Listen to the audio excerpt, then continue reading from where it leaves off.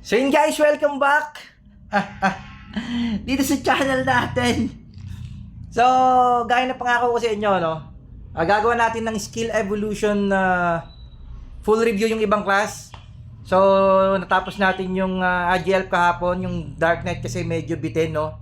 T1 lang yung napakita natin. Anyway, etong MG, lalahatin natin siya, gagawin natin siyang full review. Papakita ko sa inyo lahat, no? Pati yung skill evolution kasi guys, per class, no? Per class, kung ano yung makita nyo yung skill evolution nyo na yun. No? So, anyway, ipapaliwanag ko sa inyo mamaya. So, bago kayo dalhin sa pinaka-main topic natin gaya na dating gawi, shoutout natin itong mga nag-comment sa mga latest content natin. Ito kaya at Bossing Lexus Core. Ano level bago ma-open yan? Okay, yung level guys, maganda yung tanong niya, no? Anong level bago ma-open? Level 500, Bossing. So, lahat ng 500 below, wala kayong makikitang skill evolution. So, dinoble check ko na yan doon sa mga farmer account natin. So, below 500 wala. So, 500 up meron. Ang hindi ko lang sa iyo ma-confirm is kung lahat ba ng server meron hanggang 1 to 700 plus. So, yun ang hindi ko kayang i-confirm. Kasi wala akong account sa mga 700 server. No? So, hindi ko alam kung meron na rin sila. So, hindi ko alam kung yung update ba na nangyari para sa lahat ng server. Okay? So, ang confirm, level 500. No? Level 500 up, merong skill evolution. Okay, ito pa at kay Bossing Rage Fighter TY sa bagong kaalaman, Bossing, more power sa'yo. Thank you, Bossing. Thank you sa pagko-comment palagi. Ito kay at Bossing Lexus Core ulit, sabi niya parang left side skill is pang solo, yung right side pang PBE. Tingin ko lang diyang boss. Hindi, Bossing, yung skill niya, for solo talaga. Okay? For solo siya, for class mo lang, tapos pwede siyang PBE, pwede siyang PBP. Kung yun ang tanong mo. Okay? Ulitin ko yung skill evolution, karamihan ng skill niya is for solo. Hindi siya pwedeng hindi kasama yung ibang kampi mo, no? Hindi for party. Tapos pwede siya sa PBP, pwede siya sa PBE. Kakagat siya kahit alin doon ng ano mo. PBE, PBP pareho siyang gagana. Okay? Eto kaya at Bossing Lloyd's Playground, Bossing sayang last walk, di natin nakuha. Kaalay namin kayo. Mga mamas naglabasan. Kaalay mo kami sa walk, Bossing. Hindi, sana nag-drop ka ng IGN, boss. So, yun, like, hindi kami nananalo sa wag, Bossing. Isang beses pa lang kami nananalo. Bakit? Kasi talagang outnumber kami. Bukod sa napakarami nilang tawag rito, ang dami nilang active players, napakarami ng bot nila sa WoG. Isipin mo, ganun kakapal, yung tipong sa reflect pa lang nung sa reflect damage na makukuha mo din sa mga bot, is mamamatay ka na. Okay? So, sana boss, susunod, drop ka na IGN, shoutout ko server mo, at saka yung IGN mo, no? Kay Lodge Playground. Hindi ko alam kung sino siya rito sa alliance namin, eh. Eto kaya at Bossing, seriously. 500 subs na si boss, congrats. 500 plus na ba tayo, boss? So, hindi ko alam, no? Hindi ko nakikita. So, salamat sa mga nagsasubscribe sa atin, nagtsatsaga sa atin mag-subscribe at manood. So, sana guys, nakakatulong sa inyo yung mga content natin, ano? Lalo sa mga new player. So, salamat sa mga nagtsatsaga mag-subscribe. Anyway, 500 na. Kung 500 na ako, gaya na pangako ko, no? Gaya na pangako ko, magbibigay ako ng 500 Gcash. So, hindi ko lang alam kung paano ba magandang gawin. Mamaya titignan ko kung 500 na talaga yung subscriber natin. Tapos gagawa ako ng content, no? Kung anong mechanics para magbigay ako ng 500 Gcash. So, para lang naman sa may gustong sumali, okay lang. Ngayon kung wala naman, okay lang din. Makatipid tayo ng 500 kasi pangako ko yun, eh. No, nangako ako sa isang content na pag naging 500 yung subscriber, magbibigay ako ng 500 Gcash. So, kung merong interesadong alam yun, makakuha ng Gcash kahit paano, 500 na Gcash. Kung meron sa inyong interesado, sa next content na gagawin ko, drop lang kayo ng, ano ko yung mechanics kung paano. Hindi ko kasi alam kung paano ako magbibigay, eh. So, salamat sa pagbate at Bossing seriously, no? Hindi ko alam na 500 na pala tayo. So, eto pa. Eto kaya at Bossing Ryan J. Jimenez. Anong event, boss, yung Serpent or any event kapag voucher 799 buo na ba yung mabibili yun? Paano i-flash yun? Okay, ito yung nag-reply ako sa kanya. Boss Ryan J, itong mga event, no, itong mga event na tinutukoy niya, asan na nga ba yan? Ito, tama ba? Ito ba yung serpent na sinasabi niyang event? Medusa. Okay. So guys, itong mga event na sinasabi niya, okay? Ang tanong niya kasi is, yung 7399 na voucher, buo na bang mabibili yon? Okay, sagutin ko muna yon. Yung 7399 na voucher, buo mo bang mabibili? Yes. So lahat to makukuha mo to. Okay, lahat to makukuha mo. Isang full set yan. Pero, yung skill, itong skill na sinasabi niya, itong skill na to, makukuha mo lang to kapag nag+2 ka. So, ibig sabihin, paano mo gagawin +2? Una, bibili mo to. Okay? So, ang pa-tip ko sa inyo, pag bumili kayo nito, first day muna, kasi 3 days to. First day, kuhaan nyo yan. Yung pangalawang day, kuhaan nyo siya ulit. So, yun, kapag dalawa na yung ganyan nyo, dalawang 7399 para ma+2. So, i-upgrade nyo lang siya. Mapupunta siya sa, ika-craft nyo lang siya dun sa ano. Ika-craft nyo lang siya, pag i-upgrade nyo siya. Magkakaroon kayo ng mats pang craft. So, dalawang 7399, boss, para makuha mo yung skill na itong serpent skill na to. Actually, napakaganda ng skill na to, nakita ko, no, nabasa ko. So, sa mga interesado kumuha ng skill na to, solid, tingin ko napaka-solid. Kahit anong class, pwede itong skill na to. So, ganoon, dalawang 7399 para makuha mo yung skill, boss. Tapos,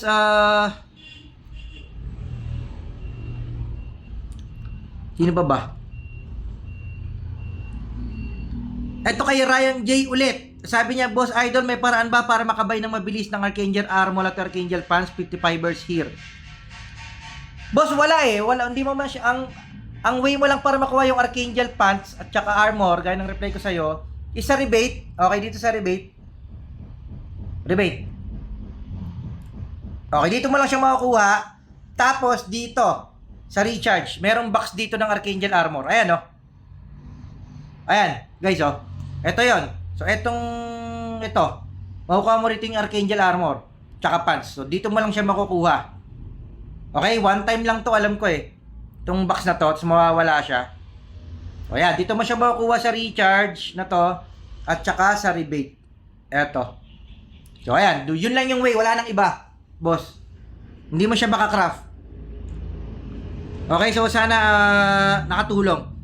So ito ay kay Bossing Johnny Hestia, boss. Enlighten mo naman kami about dun sa limit everyday red drops. Okay, so nireplyan ko naman siya.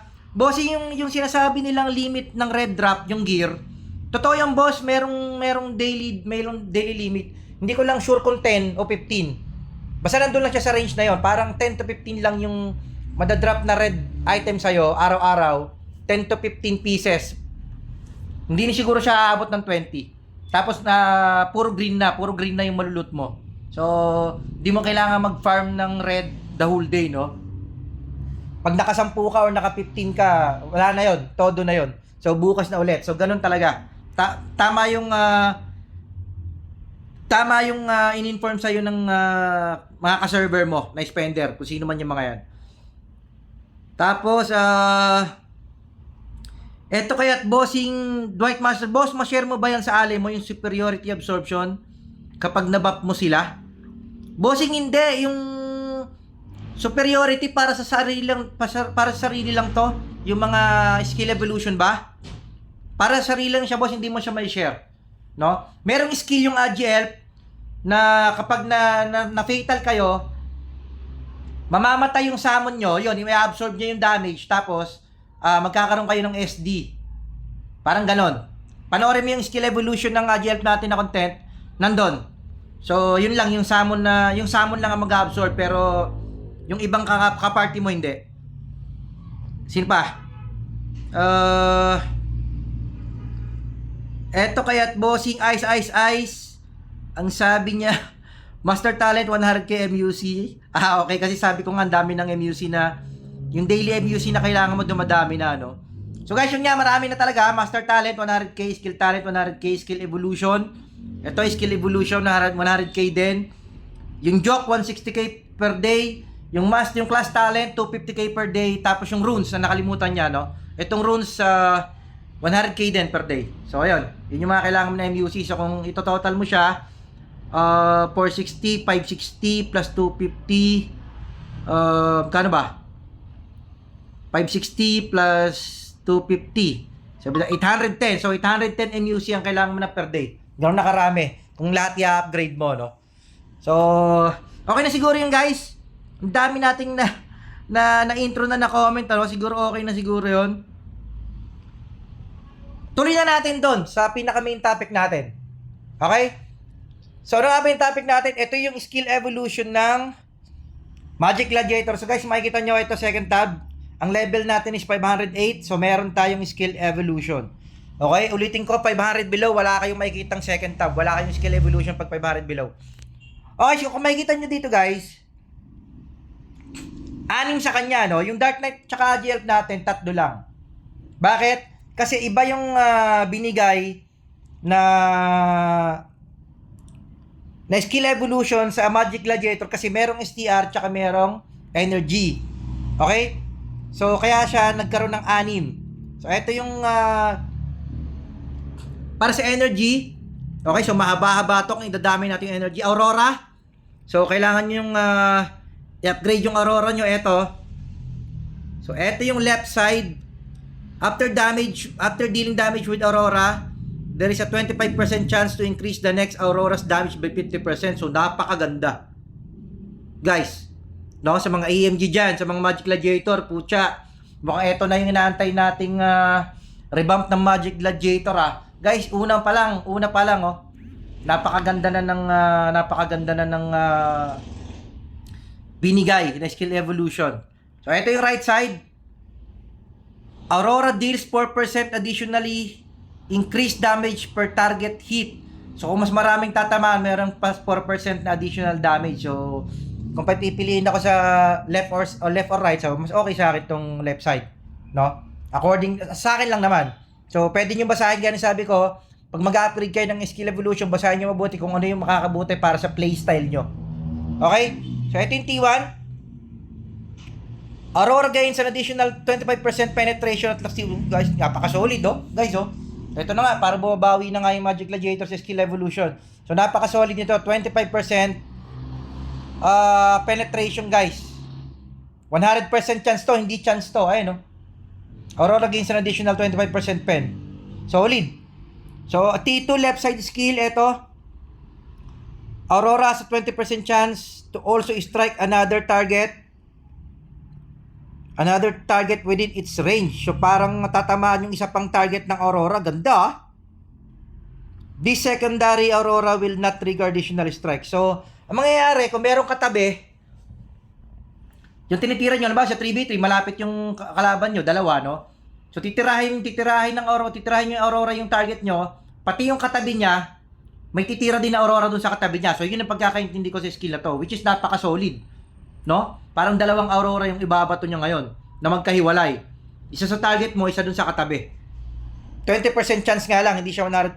Ayun, no? But another target within its range. So, napakaganda. Grabe, guys. Ganda ng revamp ng skill evolution ng NG, So, eto tayo sa kabila.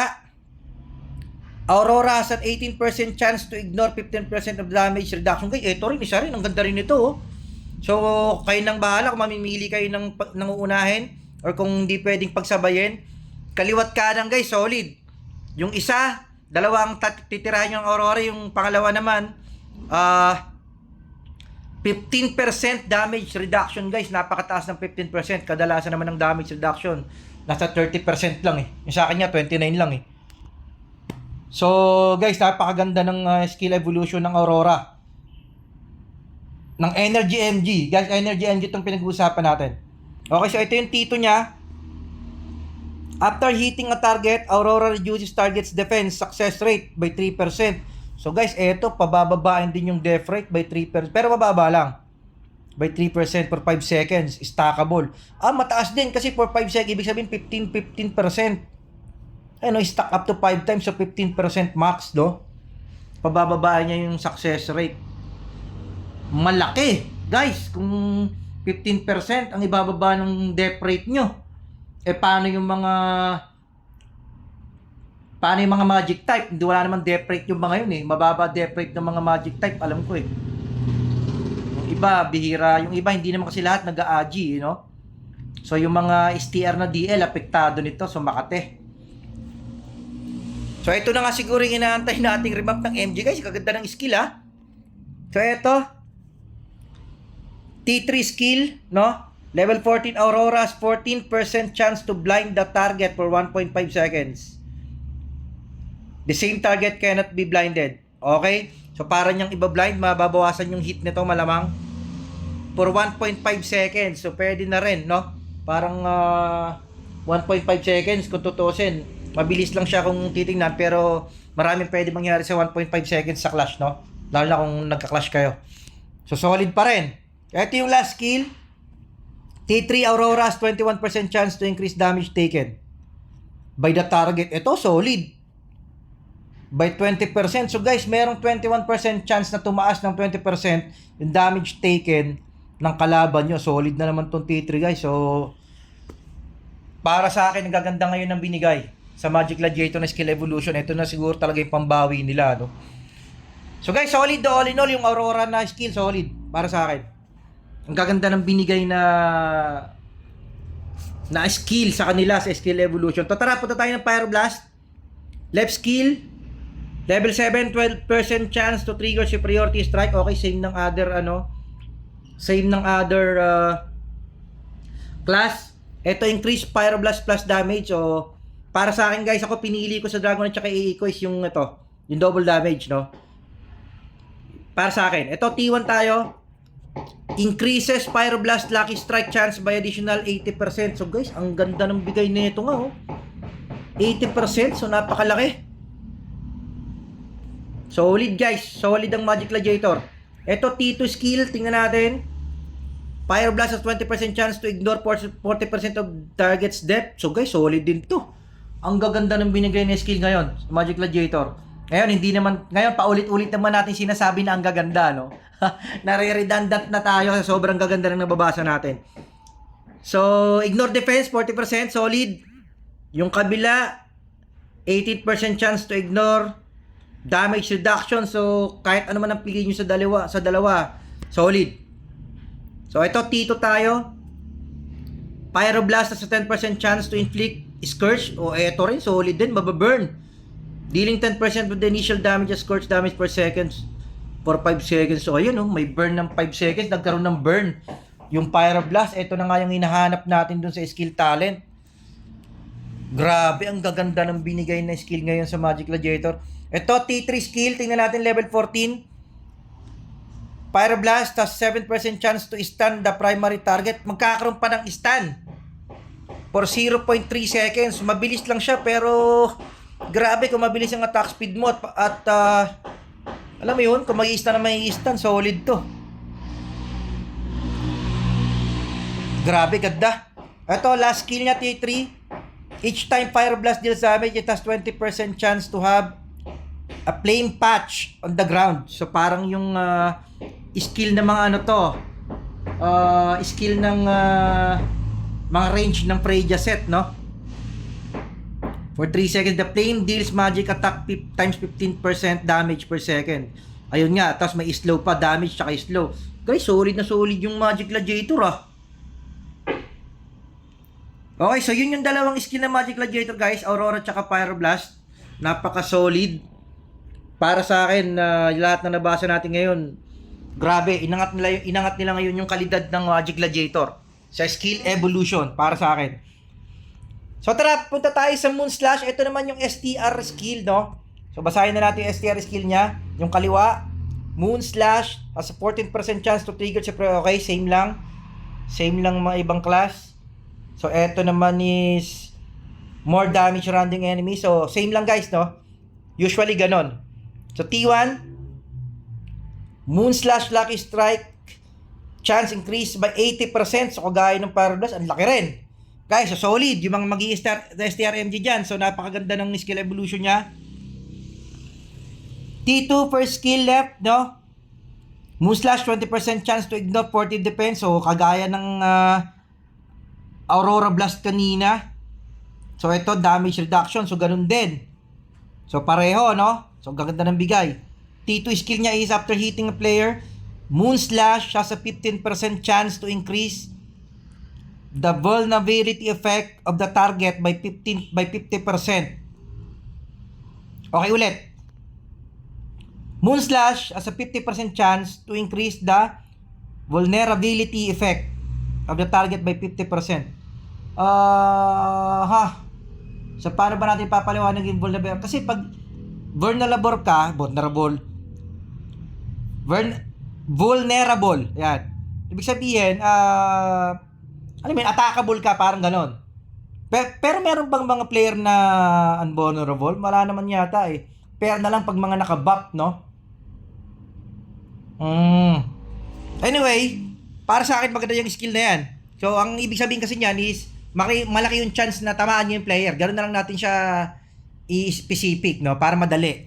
Kasi pag sinabing vulnerable yung kalaban, alam mo yun, may hit mo siya. No? So, 50% chance. So, napakaganda. Ito, T3 skill.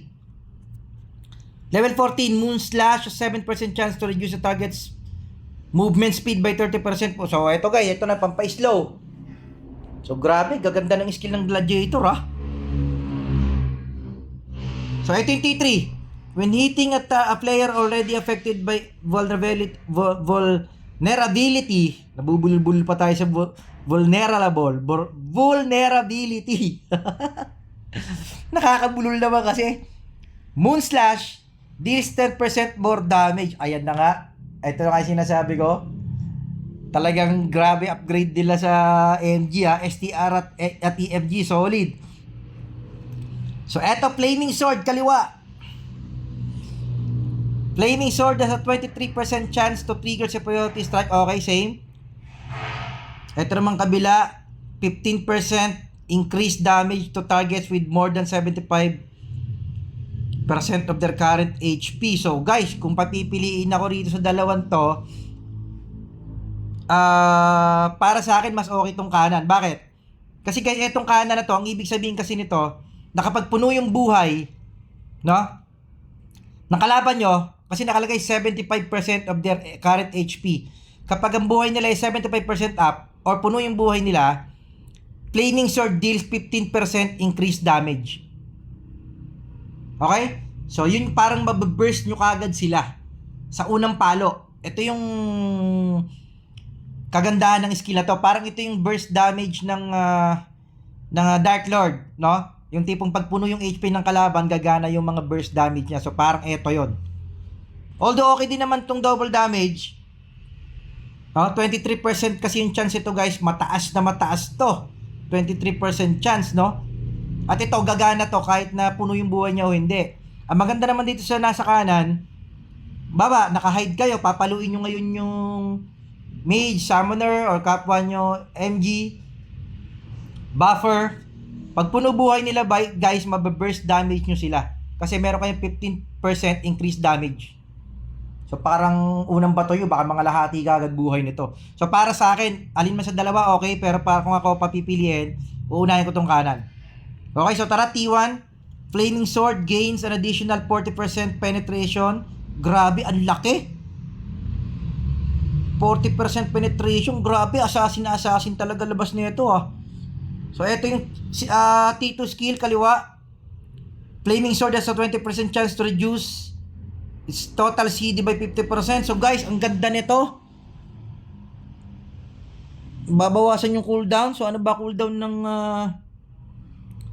Flaming Sword? Wait lang guys, tingnan natin cooldown ng Flaming Sword. Flaming Sword. Ano ba cooldown nito? Guys, 2.61 seconds. Tapos, babawasan pa ng 50%. Yung magiging, palo pala ng palo ng skill to, ah. Grabe. So, magiging 1.30 seconds ko, parang isang segundo na lang ang cooldown, ganon. Grabe, ganda, ah. Solid. Ito yung guys, kaliwa, oh. Guys, napaka-solid nito, oh. 20% chance. Chance lang siya, pero 50% naman babawa sa cooldown. Anyway, tingnan natin yung kanan. Flaming Sword has 15% chance to ignore 15% of target's damage reduction. Guys, solid din to. Ito na nga sinasabi natin. Grabe upgrade ng MG. Ito, T2. Every 20 seconds. So guys, ito nakalagay, linaw, every 20 seconds. Flaming Sword will have 100% hit when cast. Affected by Archer's dodge. Okay. O guys, sa linaw, oh, every 20 seconds, Flaming Sword will have 100% hit. So, sure ball na tatama. Hindi sasablay. Pera na lang kapag nakadodge yung mga AGL. Ayun o, yung dodge nila. Meron kasi silang skill dodge. So, talagang hindi papasok doon. Oh. Ayun o, nakalagay. Affected by Archer's dodge. So, pag nakadodge yung AGL, hindi papasok. Okay? Pero solid yan. 20 seconds. Every 20 seconds. Yung dodge, 3 seconds lang yun eh. Kung di man pumasok yung una, malamang isusunod papasok. Kasi matagal ang cooldown ng dodge. Grabe, solid T3 skill. Level 14. Tara. Hitting a target with more than 50% HP. O, eto na naman. Pag mataas ang buhay, more than 50% HP. Flaming Swords imprison the target for 1 seconds. Eto na nga. Magkakaroon na ng imprisonment bukod doon sa yung hatak niya. Ano nga yun? Ano nga yung hatak nito? Yung class talent na hatak.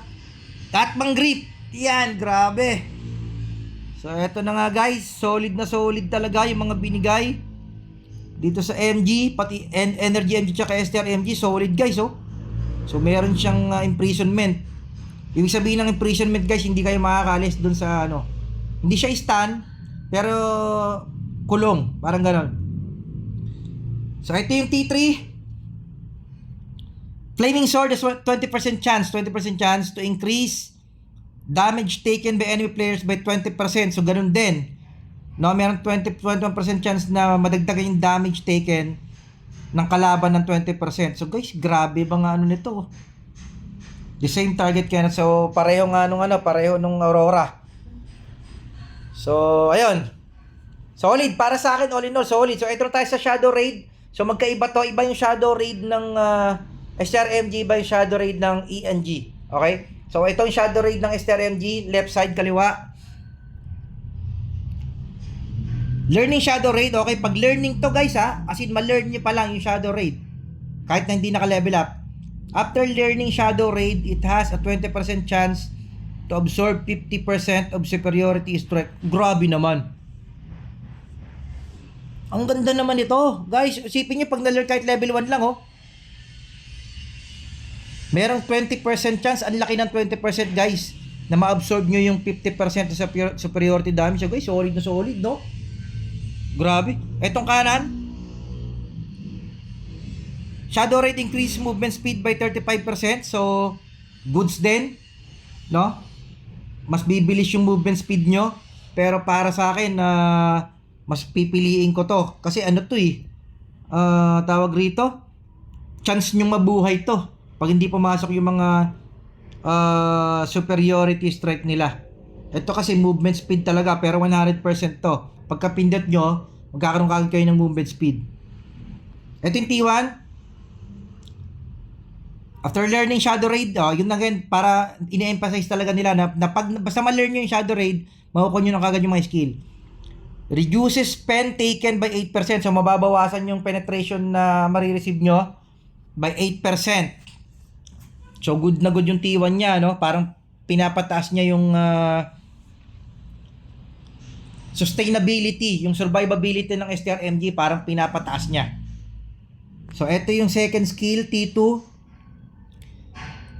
Kaliwa, after learning Shadow Raid, Flaming Sword reduces the target's movement speed by 30%. So, eto nga. So, magiging doble. Ayan, no? Flaming Sword reduces target's flame by 30%. Yung Flaming Sword, mayroon ding movement speed to hindi. Ito pala yun. Asa ba may movement speed na ano? Ito ba? Pinapa-slow. So, eto, Moon Slash pala. So, yung Moon Slash, merong movement speed din na reduce. Yung Flaming Sword, binigyan niya rin. Yung Shadow Raid. Asa na ba? Ito. So, good na good nga. Ayan, no? So, guys, yung Flaming Sword, 100% yung ano niya, 100% yung slow niya man na matatanggap nyo pag na-atake kayo ng Flaming Sword, guys. Grabe, ganda ng skill ng MG, So talagang matutuloy na tayo sa pag ano nito? Sa pag kailangan natin madaliin pa lang pag ang tawag dito. Kailangan nating madaliin ang pag-change class. So ito right side. After learning Shadow Raid again, casting Moon Slash. Okay, Moon Slash naman to. Reduces the target's damage bonus.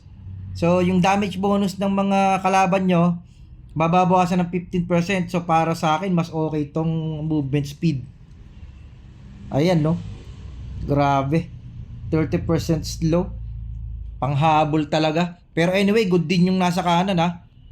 Kasi mababawasan nyo yung damage bonus ng kalaban nyo. So, eto yung T2 skill niya. When SD shield is depleted, okay, pag nawala yung SD shield nyo, reduces the movement speed of players within 2 grids by 20%. So, babagal yung mga nanghahabol sa inyo nito. Ayan, no? So, mag-i-slow sila ng 20%. So, kung sakaling ba, na-burst nila kayo, tinalong kayo ng Dragon Knight, tapos konti na lang buhay nyo, pero buhay pa kayo, may slow sila ng 20%, so makakatakbo kayo ng konti. Parang ganon. So, eto, T3 skill, level 14, tingnan natin. Taking damage from players has a 5% chance to increase damage reduction by 20%. So, eto nga. Parang survivability nga ang ginagawa nila sa STR-MG, no? Which is maganda. Kasi nga, ito ang unang nirereklamo ng mga STR-MG, malambot sila. Ngayon, ang binibigyan na sila ng mga survivability skill. No? Ayan, no? Kahit na 5% yan, malaking bagay. Anyway, punta tayo ng T3. When taking a single hit from more than 30% of max HP, okay? So, ito parang pag na-fatal kayo, no? Pag na-fatal lang, pag na-fatal damage kayo ng kahit na sinong kalaban, yun yung ibig niya sabihin. Kumbaga, pag more than 30% yung damage na natanggap nyo kagad, okay?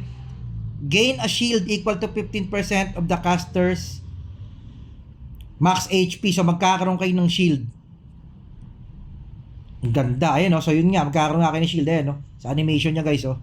So, magkakaroon kayo ng shield for 6 seconds. So, guys, ang ganda, no? Grabe, solid yung mga skill ng ano, ah. Solid yung mga skill ng MG, EMG, tsaka STR-MG, ah. So guys, punta tayo sa last skill niya. Ito yung pang Shadow Raid ng mga energy class. Ito sa kaliwa, level 7, T1. Shadow Raid has a 20% chance to absorb 50%. Okay, same ng ano, same ng STR. Yung kanan naman, increases movement speed. Okay, siya halos pareho lang. Okay, pareho. So, eto naman yung T1 skill niya. After the Shadow Raid, reduces penetration taken by 8%. So, same. Okay, pareho. Ito, T2 level, kaliwang skill, level 1. Level 7, freeze. Additionally, slows target within 2 grids. So, ito maganda, nagkakaroon ng slow.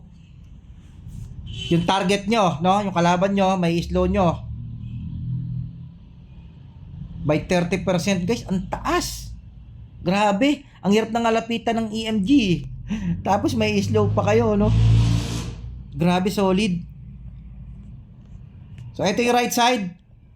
Casting Aurora reduces the target's damage bonus by 15%. So, alisin niya yung bonus. Ito,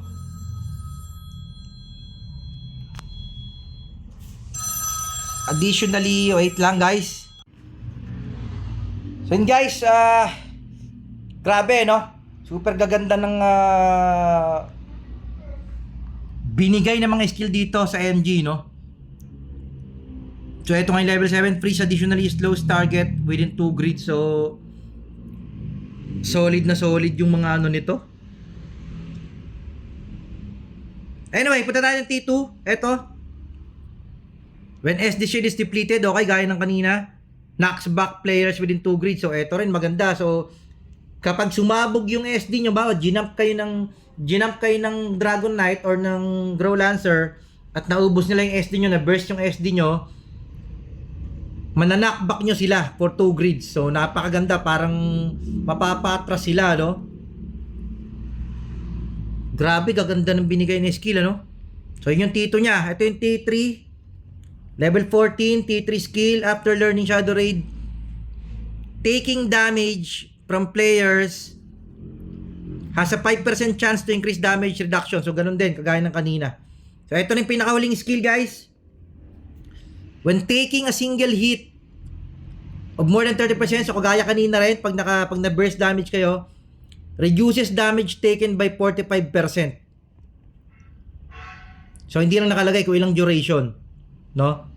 So, yun nga, pag nakakatanggap kayo ng fatal, kukunat kayo ng konti. Kasi damage, mag-reduce ng damage taken for 45%. Yung kanina ba? Ito magkakaroon ng shield eh. Okay, so sa STR magkakaroon ng shield. Ito naman sa magic, reduces damage taken lang. So, parang yung next attack, medyo makunat kayo sa next attack. Hindi kasi nakalagay kung ilan yung duration, yung cooldown lang eh. Oh. Dito ba sa kabila may duration? So, wala rin. So, malamang to pagka hit sa inyo, pag nangyari yon, automatic lalabas yung shield nyo, pero hindi siya ganun katagal. No? Parang yung next attack lang siguro nito ang mabablock nyo. Tingin ko lang. Anyway guys, ang gaganda ng skill, no? EMG tsaka STR-MG, para sa akin solid yung mga upgrade na binigay sa kanila, skill evolution nila. So, yung hinihintay natin na revamp nila, parang eto na yon. Grabe. Guys, yung mga energy MG, pag, alam niyo yun, pag mabibilis yung attack speed, at ganito na yung binibigay ng mga slow. So guys, magiging maganda para sa kanila to, lalo na tong Aurora Blast to, ay itong Pyroblast. Grabe yung meron siyang stun, meron siyang slow. So basahin yung mabuti guys kung anong unan yung i-upgrade. Malaking bagay na unahin nyo itong mga skill evolution, no? Para sa mga EMG. So, wait nyo yung change class natin ng STR-MG. Darating tayo ron sigurado. Ito yung full review natin ng skill evolution, no? Ng Magic Gladiator. So, para sa akin, napaka-solid na mga binigay sa kanilang skill, both EMG at STR-MG.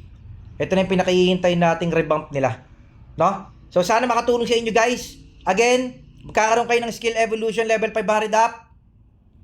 Server-wise, hindi ko alam kung lahat kasali. Pero confirm na 500 up yung skill evolution. So basahin yung mabuti. Napakagaganda ng binigay na upgrade para sa EMG at STR-MG. So again, Zay Gabel to, S527 AGL, Dragonite. Ito yung full review natin ng skill evolution for Magic Gladiator. So out tayo para sa content na to guys. Drop kayo ng mga comment nyo kung meron kayong mga tanong. Zay Gabel to, AGL, Dragonite, S527. Enjoy gaming kayo, enjoy PK. Huwag kayo mahihiya mag-comment kung ano man yung gusto nyo pag-usapan natin, pag-uusapan natin yan. Out tayo para sa content na to. Out, out, out!